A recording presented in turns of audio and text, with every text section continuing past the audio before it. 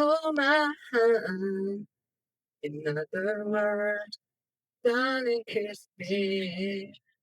Fill my heart with song. Let me sing forevermore.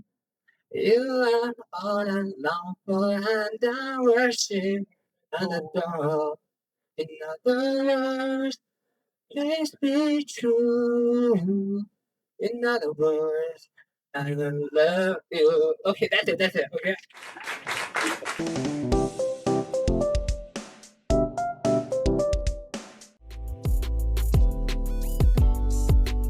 But in this list, the Qinghai area refers to the south part of the Shaanxi province and the north part of the Sichuan province. In Sichuan, there are three drivers very important. First one is gonna be the silk for the textile and the clothes. And the second thing is gonna be what we say the salt for the flavor and the preservation. And then the last thing is gonna be the tea as the major topic of our trip. Tea is extremely important because back in the days it was the herbal medicine, but it was also a healthy beverage. Especially for those nomadic nations, because in the places that they live, they don't have the fibers, vegetables like that. So their healthy need diet relied on the tea for digestion. So for the top three non-alcoholic beverage, tea and the coffee and the coke, and the history of the tea can be traced back around like 3,000 years ago. But that tea may not be the tea that we are drinking today. We have the archaeological evidence. We found the earliest remains of the tea in 2,400 years ago in Shandong province. And so the tea can last